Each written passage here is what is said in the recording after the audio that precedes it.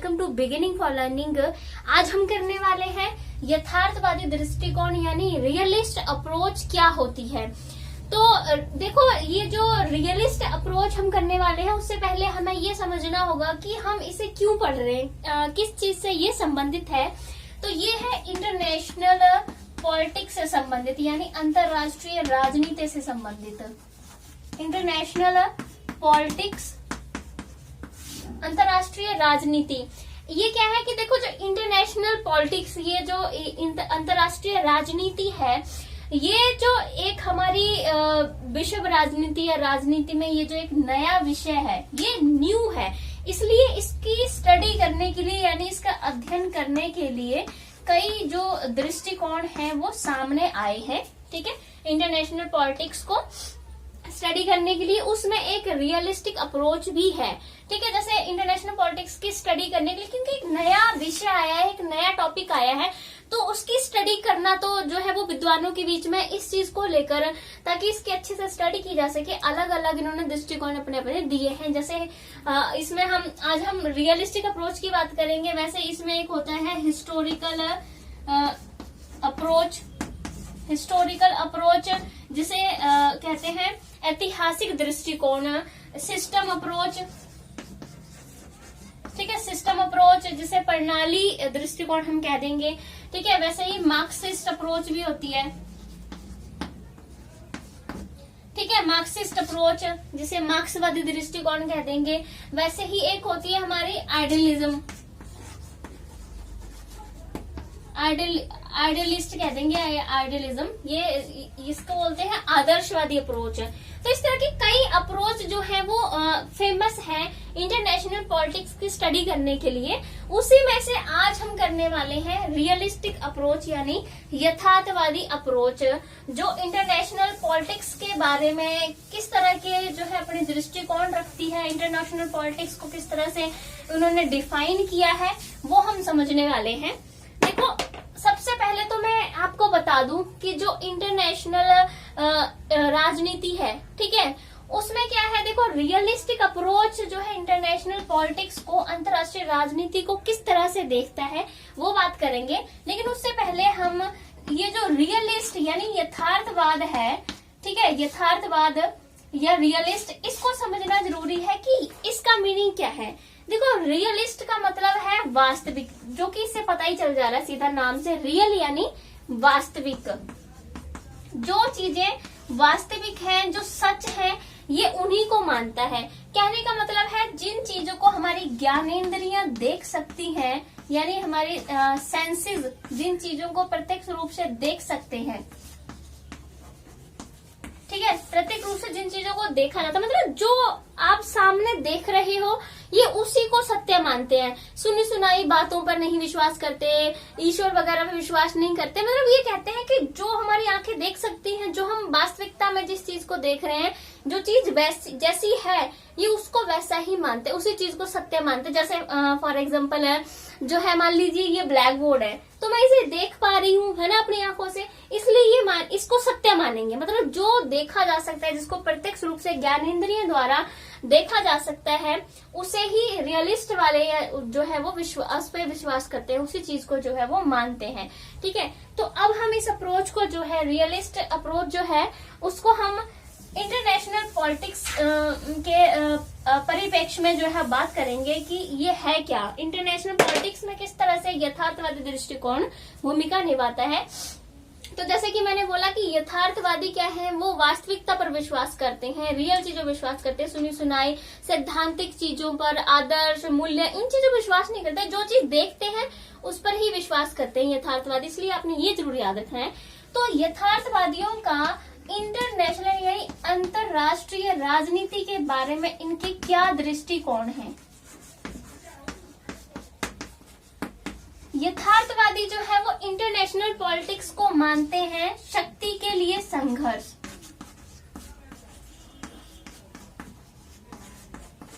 यानी struggle for power. जो यथार्थवादी है, रियलिस्ट अप्रोच को जो समर्थन देते हैं जो विद्वान, वो कहते हैं कि जो इंटरनेशनल पॉलिटिक्स है वो अलग अलग राज्यों के बीच में जो है वो शक्ति के लिए संघर्ष है। हर जो राज्य है वो अब जो है वो शक्ति अधिक से अधिक प्राप्त करना चाहता है, ठीक है। वो अपनी सिक्योरिटी के बारे में सोचता है, यानी अपनी सुरक्षा के बारे में सोचता है, इसलिए जो है वो ज्यादा से ज्यादा शक्ति प्राप्त करना चाहता है। क्योंकि ज्यादा शक्ति होगी किसी भी राष्ट्र के पास है तो वो अपने राष्ट्रीय हितों को पूरा कर पाएगा, अपने जो उसके लोग हैं एक देश में रहने वाले, है ना, लोगों की रक्षा कर पाएगा अगर एक देश के पास शक्ति होगी तो। और अपने जो उसकी सीमाएं हैं एक राष्ट्र की, उसकी रक्षा कर पाएगा, अपनी बाउंड्रीज की अच्छा डेवलप कर पाएगा, है ना। दूसरों पर प्रभुत्व जमाएगा तो लोग उसकी, कोई भी देश उसकी बात मानेगा अगर एक देश के पास ज्यादा पावर है।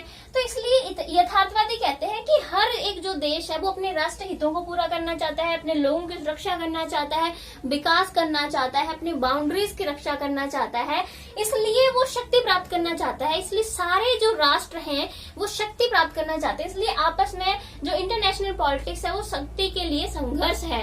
मतलब वो कहते हैं कि अलग अलग राज्यों में जो है वो संघर्ष जो है वो चलता रहता है, सत्ता के लिए, पावर के लिए, शक्ति के लिए जो है वो संघर्ष और विरोध, झगड़े, इस तरह के कहते हैं ये कॉमन बात और ये चलती ही रहती है, क्योंकि हर देश अपनी सुरक्षा जो है वो चाहता है।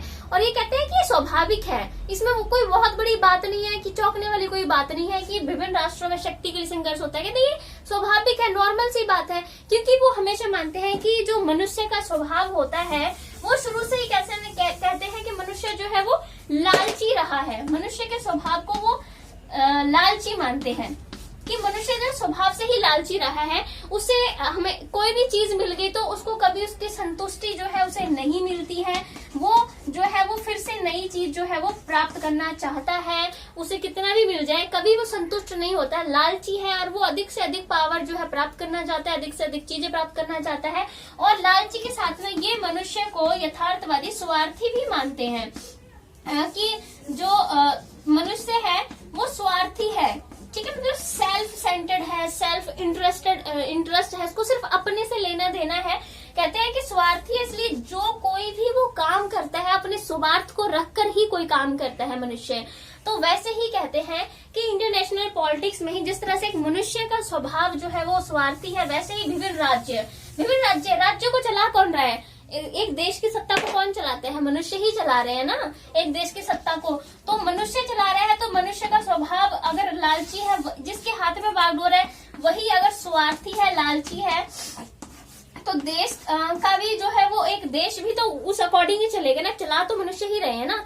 तो वही कहते हैं इंटरनेशनल पॉलिटिक्स में कि हर देश में जो है शक्ति के लिए संघर्ष चलता रहता है, और कहते हैं ये स्वाभाविक है, इसमें बहुत चौंकने वाली बात नहीं है, क्योंकि मनुष्य भी स्वार्थी रहा है हमेशा से, वो अपना मकसद पहले देखता है। और ये सच्चाई भी आपने देखा सोसाइटी में। अभी आप देखो कोरोना काल चल रहा है, क्या है, सबको अपने स्वार्थ से पड़ी हुई है। जो कुछ लोग हैं इस फायदे का मौका उठाना चाहते हैं, फायदा उठाना चाहते हैं। इस मौके का क्या है, ऑक्सीजन सिलेंडर वगैरह है ना, क्या कर रहे हैं, ज्यादा से ज्यादा पैसा कमा रहे हैं, क्योंकि मनुष्य अपने बारे में सोचता है। सोच रहे हैं कि अच्छा मौका आया है कोरोना काल का पैसा कमाने का, तो जल्दी से जल्दी पैसे क्यों न कमा लिया जाए। लेकिन दूसरी तरफ नहीं देख रहे हैं कि बेचारे कुछ लोगों के घर वाले, उनके प्रियजन जो है उनकी मृत्यु हो रही है। मनुष्य हमेशा से स्वार्थी ही रहा है, उसे सबसे पहले अपनी पड़ी होती है, ठीक है। तो क्या करें, इतनी बुरी सिचुएशन में भी कुछ लोग जो है मदद करने की बजाय पैसा कमाने को देख रहे हैं, क्योंकि मनुष्य का व्यवहार ही जो है स्वार्थी है। लेकिन मैं इनके अकॉर्डिंग बात कर रही हूँ, कुछ लोग अच्छे भी होते हैं, ऐसी कोई बात नहीं है। बहुत लोग जो है वो आपको देखा ही आपने न्यूज में कि कितने लोग बढ़ चढ़ के हेल्प करने के लिए भी इस टाइम में आ रहे हैं। तो यथार्थवादी मानते हैं कि मनुष्य जो स्वार्थी होता है, लालची होता है। वैसे ही कहते हैं कि हर राष्ट्र भी जो है वो स्वार्थी और लालची होता है, उसे अपने राष्ट्रीय हितों की पूर्ति करनी है। अभी आप कोरोना काल में ही देख लो, क्योंकि देश क्या कर रहे हैं, चाहते हैं पहले वैक्सीन बने तो अपने लोगों को लगाए ना पहले, क्योंकि उन्हें अपने राष्ट्रीय हितों को, अपने लोगों की सुरक्षा पहले देखनी है ना। तो वही है, राष्ट्रों के बीच में शक्ति का संघर्ष जो है वो चलता रहता है। और कहते हैं कि जब तक हम ये शक्ति के लिए संघर्ष है ना, इंटरनेशनल पॉलिटिक्स कहते हैं, जब तक हम इसको नहीं स्टडी करेंगे, हम इंटरनेशनल पॉलिटिक्स को जो है सही से नहीं जान पाएंगे। इसलिए हमें सबसे पहले इस चीज को स्वीकार करना पड़ेगा कि यह वास्तविकता है, रियलिटी है कि विभिन्न राज्यों में शक्ति के लिए संघर्ष होता है, ठीक है। ये है इनकी सोच, जो यथार्थवादी विद्वान जो है वो इस चीज को सपोर्ट इस तरह से मानते हैं, ठीक है। अब सबसे पहले मैं इसके सपोर्टर्स का बता देती हूँ कि कौन कौन से हैं विद्वान हैं। मेनली कुछ विद्वानों के नाम बताना चाहती हूँ जो उसको सपोर्ट करते हैं। देन उसके बाद जो उसको बहुत ही हम कह सकते हैं सबसे बड़े जो उसके समर्थक हैं उनके दृष्टिकोण के बारे में भी जानेंगे। देखो सबसे पहले हम बात कर देते हैं हांस जे मॉर्गेंथो। हांस जे मॉर्गेंथो। हांस जे मॉर्गेंथो जो है ये सबसे बड़े समर्थक हैं रियलिस्टिक अप्रोच की, यथार्थवादी अप्रोच के। इन्होंने जो है यथार्थवादी अप्रोच के कुछ स्टेजेस भी दी हुई हैं, ठीक है, वो की भी हम बात करेंगे। 4 स्टेजेस हैं, उनके बारे में हम बात करेंगे। लेकिन ये सबसे बड़े समर्थक हैं हांस जे मॉर्गेंथो, ठीक है। और भी समर्थक है जैसे मैक्स वेबर हैं, मैक्स वेबर, हांस मॉर्गेंथो, और उसके बाद हमारे पास है जॉर्ज स्पाइकमैन। जॉर्ज स्पाइक,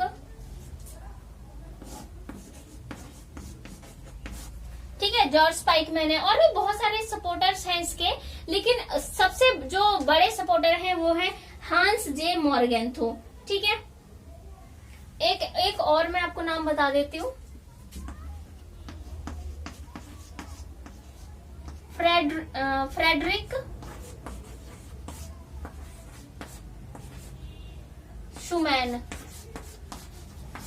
ठीक है। ये कई बहुत और सपोर्टर्स हैं इसके, लेकिन मेनली जो सपोर्टर्स हैं उनकी बात बता रही हूँ। तो अभी हम लोग बात करेंगे जो इसके सबसे बड़े सपोर्टर हैं हांस जे मॉर्गेंथो, उनके बारे में हम बात करेंगे कि हांस जे मॉर्गेंथो ने रियलिस्टिक अप्रोच के बारे में जो है अपने क्या विचार दिए हैं, ठीक है। हांस जे मॉर्गेंथो रियलिस्टिक अप्रोच के सबसे बड़े समर्थक है और ये इंटरनेशनल पॉलिटिक्स के बारे में क्या कहते हैं। आपको याद इतना रखना है कि ये जो हम एक दृष्टिकोण पढ़ रहे हैं, ये रियलिस्टिक अप्रोच जो हम पढ़ रहे हैं, इसको ये एक विधि है इंटरनेशनल पॉलिटिक्स को स्टडी करने की, ठीक है। तो हांस जे मॉर्गेंथो जो है वो हम कह सकते हैं कि इस अप्रोच को सपोर्ट करते हैं ना, इसके बहुत बड़े समर्थक हैं।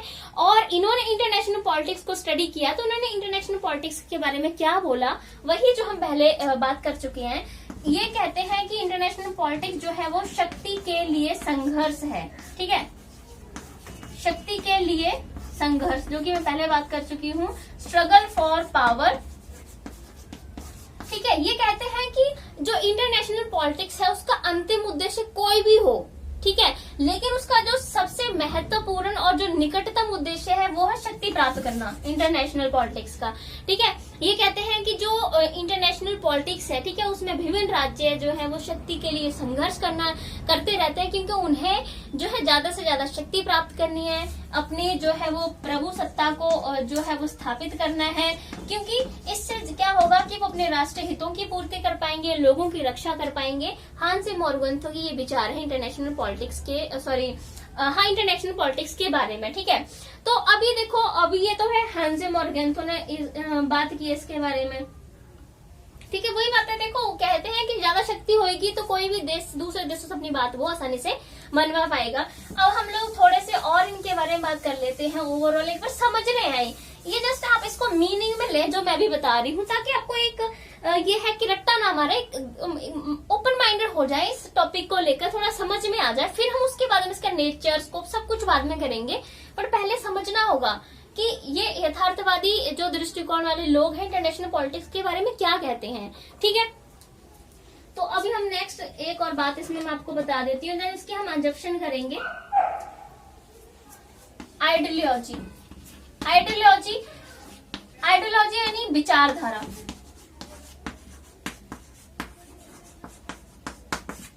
विचारधारा, ठीक है। तो ये है, और दूसरा है हित, या राष्ट्र हित कह लो, या अपने इंटरेस्ट की हित यानी इंटरेस्ट, ठीक है। अब ये दो चीज है, ठीक है, एक है आइडियोलॉजी और एक है इंटरेस्ट।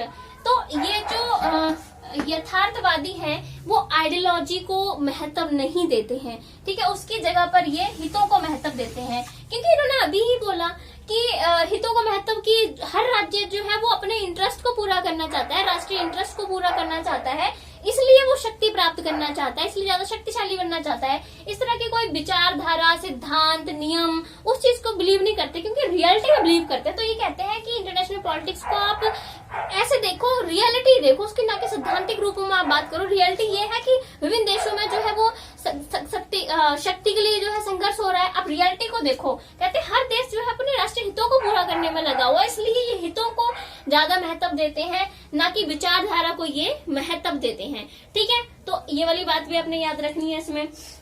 और दूसरी बात हम लोग बात करें तो ये नैतिक सिद्धांत वगैरह इन चीजों में बिलीव नहीं करते हैं, ये वास्तविकता में बिलीव करते हैं। जो सामने दिख रहा है उसको रियलिटी मानते हैं, ना कि ऐसा होता है कि नैतिक सिद्धांत वगैरह हो गए, है ना, कहने की बातें हो गई सारी कि ये है वो है, लिखित सिद्धांत नहीं हो गए, उन चीजों बिलीव नहीं करते। ये कहते हैं कि जो सामने घटित हो रहा है वही रियलिटी है।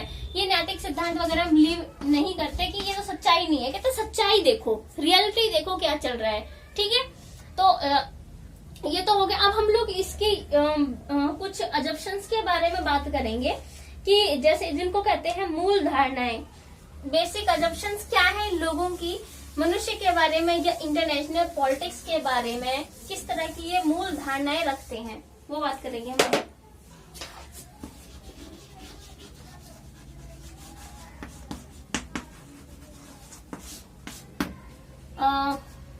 मूल धारणाएं,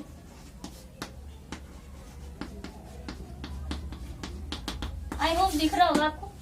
मूल धारणाएं क्या है इन लोगों की? पहली बात तो है ये मनुष्य को लालची मानते हैं। ठीक है, ये कहते हैं कि मनुष्य हमेशा से लालची रहा है, कुछ ना कुछ प्राप्त करना चाहता है। ठीक है, उसके और स्वार्थ कभी खत्म नहीं होते हैं, दूसरा स्वार्थी मानता है। कहते हैं मनुष्य हमेशा अपने आप को सबसे आगे रखता है, उसके बाद सारे लोग आते हैं। वो अपने हितों को पूरा करना चाहता है, पहले वो चाहता है जो कोई भी काम करता है, कहते हैं मनुष्य जो कुछ भी करता है वो अपने स्वार्थ के लिए करता है। और अगर मैं बात करूं तो रियलिटी भी यही है। अभी देखो हम लोग कोई काम कर रहे हैं, क्यों कर रहे हैं? क्योंकि हमारा उसमें एक स्वार्थ छिपा हुआ है। अगर मैं यहाँ पढ़ा रही हूँ तो इसमें मेरा भी एक स्वार्थ छिपा हुआ है। अगर आप पढ़ रहे हो तो आपका भी एक स्वार्थ छिपा है, क्योंकि आपको एग्जाम क्लियर करना चाहते हो। तो हर कहते हैं कि जो कोई भी काम कर रहा है मनुष्य, तो उसका उसमें अपना स्वार्थ छिपा हुआ होता है। ठीक है, बाकी लालची मानते हैं कि मनुष्य जो है वो लालची है, और वो कभी भी मतलब उसको संतुष्टि कहते हैं, संतुष्टि तो उसे प्राप्त ही नहीं होती है। अगर उसे कुछ मिल जाए तो कोई भी कामना रखता है, पूरी हो गई उसकी तो दूसरी कामना आ जाएगी सामने। रियलिटी यही है, मनुष्य की यही है। कुछ प्राप्त करना चाहते हैं, ठीक है, उनको वो प्राप्त कर लिया, फिर उसके बाद कुछ और सोचने लगे कि मुझे ये भी मिल जाए, वो मिल गया तो मुझे ये भी मिल जाए। मनुष्य को कभी संतुष्टि नहीं मिलती है। तो वही कहते हैं कि संतुष्टि मनुष्य को कभी नहीं मिलती है। और कहते हैं कि ये जो मनुष्य है, कहते हैं कि ये स्वभाव से पापी होता है, क्योंकि मनुष्य आपने देखा है कि अपने स्वार्थों को पूरा करने के लिए कुछ भी कर गुजरता है। पर मैं सब मनुष्य के बारे में ये नहीं कह सकती, ये मैं इनके विचारों के बारे में कह रही हूँ, मेरे विचार नहीं है। ठीक है, तो कहते हैं मनुष्य स्वभाव से जो है वो पापी होता है। ठीक है, और उसके बाद इनकी एक और विचारधारा, सॉरी इसमें एक और बात है। ठीक है, ये आपने याद रखना है कि क्या सोचते हैं ये लोग। बाकी इनके एक बहुत महत्वपूर्ण है, सुरक्षा को लेकर इन्होंने क्या बोला है। ये कहते हैं कि किसी भी राज्य को सुरक्षा को लेकर जो है वो अपने आप पर विश्वास रखना चाहिए, यानी खुद पर विश्वास रखना चाहिए, ना कि किसी दूसरे पर तो बिलीव करना ही नहीं चाहिए अपनी सुरक्षा को लेकर।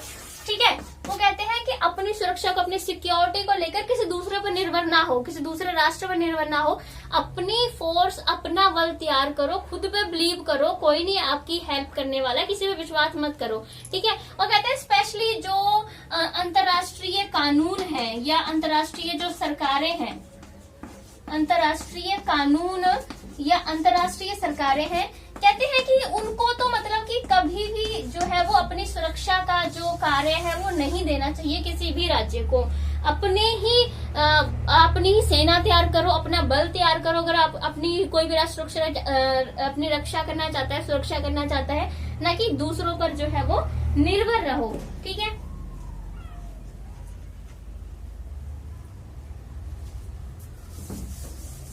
और बाकी तो जो मैं आपको पहले ही बता चुकी हूँ, इसके एजम्पशन में वही है कि कहते हैं कि विभिन्न राज्यों के बीच में जो है वो शक्ति के लिए संघर्ष होता है, शक्ति ही इनका अंतिम उद्देश्य होता है विभिन्न राज्यों का। ठीक है, ये शक्ति प्राप्त करना चाहते हैं क्योंकि शक्ति से जो है इनके मूलभूत लाभ जो है वो छिपे हुए हैं। ठीक है, ये इनका कहना है।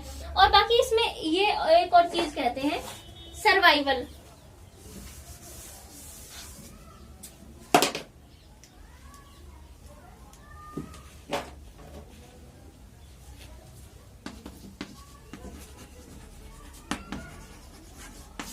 सर्वाइवल यानी जीवन रक्षा हम इसे कह सकते हैं। ये इसमें कहते हैं कि कोई भी अगर राष्ट्र जो है वो जीना चाहता है, मतलब जीवित रहना चाहता है, तो उसे वही वाली बात है कि अपनी सुरक्षा की जिम्मेदारी जो है वो किसी को नहीं देनी चाहिए। खुद के सर्वाइवल के लिए खुद पर ही निर्भर रहना चाहिए। और बाकी ये लोग क्या कहते हैं कि जो इंटरनेशनल पॉलिटिक्स है वो तो अराजकता, उसमें अराजकता है।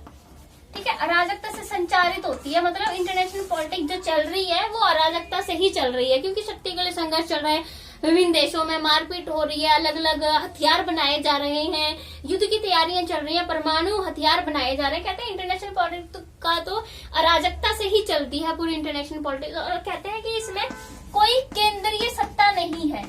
ठीक है, कहते हैं कोई केंद्रीय सत्ता नहीं है जो विभिन्न राष्ट्रों के बीच में शक्ति के लिए संघर्ष चल रहा है उसको रोक सके, उनमें सामंजस्य स्थापित कर सके। उनकी अगर कोई देश पे कोई देश आक्रमण कर रहा है तो केंद्रीय सत्ता उसके खिलाफ जो है वो कोई कदम उठा सके। कहते हैं ऐसी कोई केंद्रीय सत्ता नहीं है, यहाँ सिर्फ इंटरनेशनल पॉलिटिक्स में अराजकता फैली हुई है। ठीक है, और अराजकता से ही चल रहा है, तो इसमें इन्होंने ये कहा था।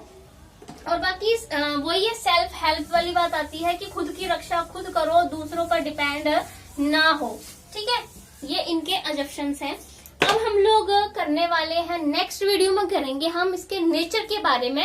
नेचर जो है मैं आपको पॉइंट्स में बताऊंगी पूरा, क्योंकि मुझे लगता है कि पॉइंट्स में ज्यादा क्लियर होता है। पता नहीं आपको क्या लगता है, अगर आपको जो लगता है बता सकते हो। मुझे तो पॉइंट्स में ज्यादा आसान लगता है। ठीक है, बट ये जो आज मैंने आपको करवाया है इसको आप मीनिंग समझो कि ये यथार्थवादी दृष्टिकोण है क्या। ठीक है, तो अगला आप नेचर करेंगे नेक्स्ट वीडियो में।